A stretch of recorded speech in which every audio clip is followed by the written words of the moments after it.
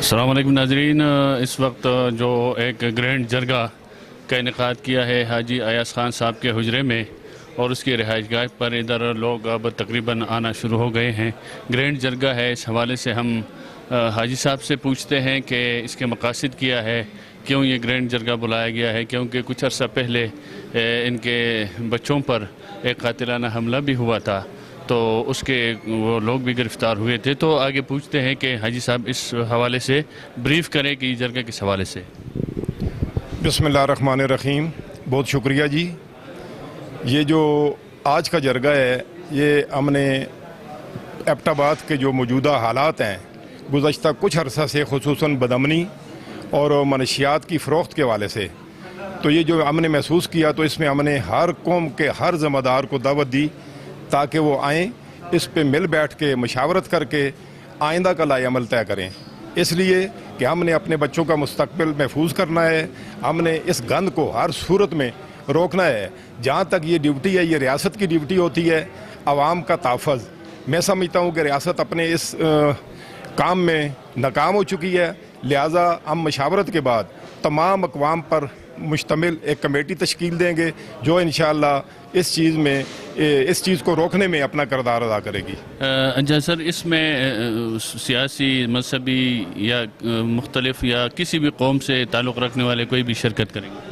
اس طرح ہے جی کہ یہ ہم نے آج کے جو پروگرام ہے اس میں ہم نے ہندو کو بھی دعوت دی ہے، ہم نے کرسچن کمیونٹی کی جو ذمہ دار ہیں ہم نے انہیں بھی دعوت دی ہے، چونکہ امن ہر ایک انسان کی ضرورت ہے۔ یہ کسی سیاسی پارٹی یا کسی مذہبی پارٹی کی نہیں، یہ ہر ریاست کے شہری کی ضرورت ہے، لہٰذا امن کے لیے ہر شخص کو اپنا کردار ادا کرنا ہے۔ شکریہ۔ اچھا ناظرین، اس وقت ہمارے ساتھ ملک سجاد صاحب موجود ہے، اس جرگے میں وہ تشریف لائے ہیں اور عنقریب اب یہ میٹنگ شروع ہونے والا ہے۔ اس سے پہلے ہم نے چاہا کہ ان سے کچھ بات ہو جائے کہ منشیات وغیرہ اور ایبٹ آباد کے اندر جو بدامنی ہے اس حوالے سے کیا کہتے ہیں۔ بسم اللہ الرحمن الرحیم جی، آج یہاں پر ایک گرینڈ جرگہ ہے اور میں سمجھتا ہوں کہ یہ بدقسمتی ہے ایبٹ آباد کی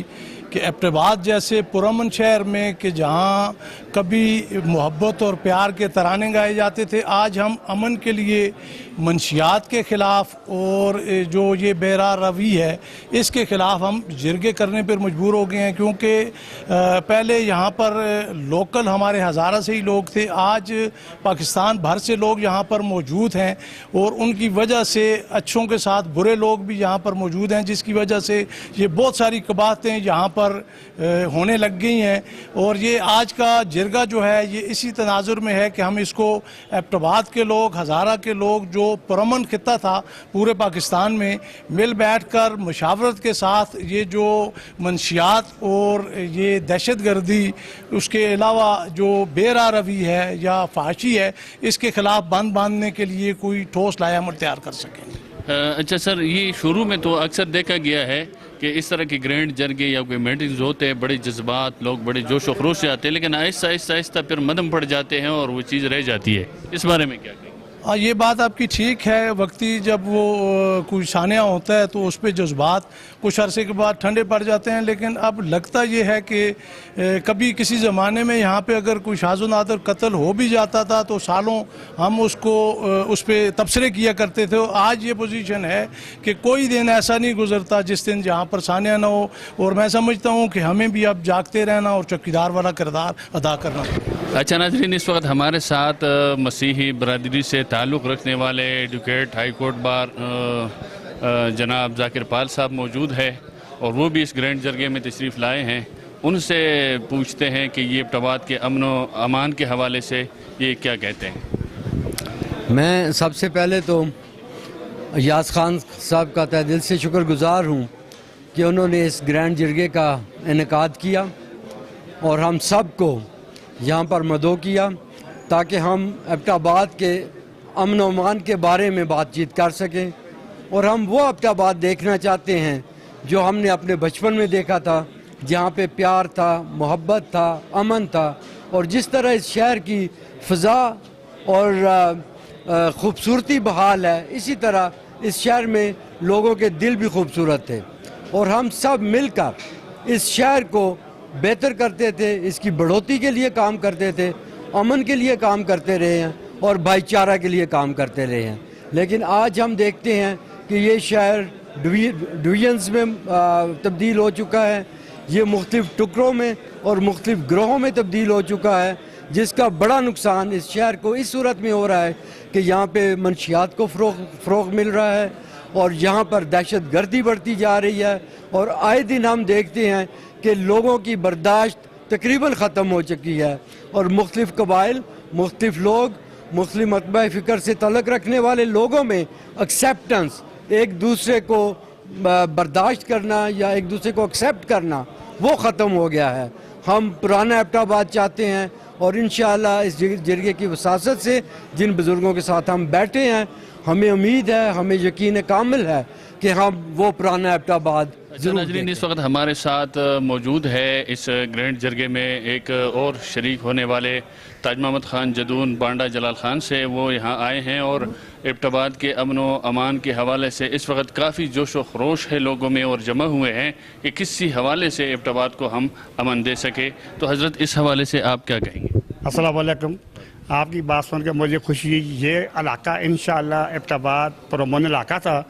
تعلیمی معیار سے بھی اچھا ہے، موسم کے سیاح سے بھی اچھا ہے، لیکن افسوس یہ کہ وہ 3-4 سال سے یہ ہم دیکھ رہے ہیں جو کچھ اس علاقے میں ہو رہا ہے، بدماشی، گناہ گردی،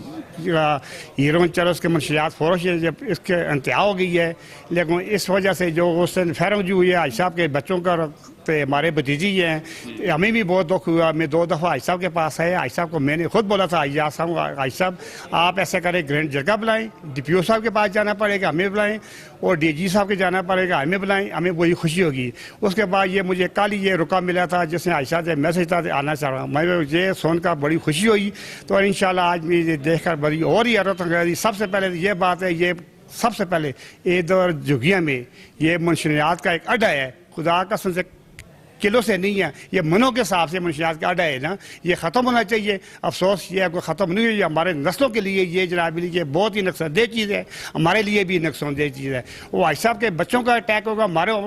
اٹیک ہوگا، ہم لوگ ایک ہی ہیں، کسی قوم کے، ہم غیرت مند لوگ ہیں، عزت دار لوگ ہیں، پرامن علاقہ ہے، ہمارے لیے یہ بہت ہی شرمناک اور تشویشناک بات ہے نا۔ تو مجھے یہ خوشی ہوئی ہمارے محترم حاج صاحب نے یہ جرگہ، لائن جرگہ بلا کر، سب لوگوں کو بلا کر ہمیں انشاءاللہ ہمیں امید ہے کہ انشاءاللہ رسول کرنا یہ ہمارے متفقہ فیصلہ ہوگا، انتظامیہ اس میں انشاءاللہ اہم کردار ادا کرے گی۔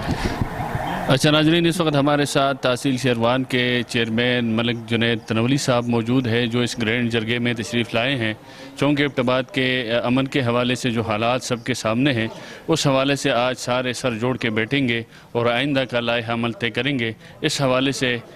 ہم ملک صاحب سے پوچھتے ہیں کہ کیا کہتے ہیں۔ بہت بہت شکریہ جی آپ کا۔ آج جس طریقے سے یہ ابھی تناول کا یہ ضلع ایبٹ آباد کے حوالے سے، امن کے حوالے سے ایک گرینڈ جرگہ تشکیل دیا گیا ہے، تو اس میں سب سے اہم جو 2-3 باتیں ہیں میرے ذہن میں جو آ رہی ہیں۔ ایک وقت ایسا تھا کہ ایبٹ آباد میں لوگ اپنی چھٹیاں گزارنے کے لیے، ویکیشنز گزارنے کے لیے ایک آتے تھے، اور پھر تعلیمی ادارے ایسے تھے کہ نام لے کے وہاں پہ اپنے بچوں کو داخل کروانے کے لیے آتے تھے۔ لیکن گزشتہ کئی سالوں سے میں سمجھتا ہوں کہ بالخصوص 2005 کا جو زلزلہ آیا تھا، اس کے بعد سے کچھ حالات ایسے ہو گئے ہیں کہ وہ ساری ترتیب جو ہے وہ غلط ہو گئی ہے۔ 2005 سے پہلے میں یہ بھی کہہ سکتا ہوں کہ جو بچے ہوتے تھے تو والدین ان کو مغرب کے بعد باہر نکلنے نہیں دیتے تھے۔ تو ابھی آپ دیکھیں کاروبار بھی، اصل کاروبار شروع ہوتا ہے مغرب کے بعد، اور اس طریقے سے یہ ساری چیزیں آپس میں اس طریقے سے مکس ہو گئی ہیں کہ جہاں پہ پہچان نہیں ہو پا رہی کہ کون لوکل ہے، کون باہر کا ہے، کون ٹھیک ہے، کون غلط ہے۔ تو ان ساری روٹینز کو ہمیں اپنے شہر کی، اپنے گھر کی روٹین کو اس طرف واپس لے کے جانا پڑے گا، تاکہ یہ ایک سلسلہ وہی ایبٹ آباد ہمیں نظر آئے کہ جس طریقے سے پہلے کا ایبٹ آباد تھا۔ جی ناظرین، آپ نے دیکھا کہ حاجی صاحب نے کہہ دیا، اور اس وقت واقعی ایبٹ آباد کے امن کے لیے یہ بہت ضروری ہے کہ تمام مکاتب فکر کے لوگ اور تمام اقوام اور تمام سیاسی، مذہبی جتنے بھی وابستگیاں رکھتے ہیں، ان لوگوں کو چاہیے کہ ایک پلیٹ فارم پر جمع ہو کر اس منشیات اور اس بدامنی اور بے انصافی اور زیادتی کے خلاف وہ متحد ہو جائے، آواز اٹھائے، تاکہ ایبٹ آباد کی جو فضا ہے وہ پرامن بن سکے۔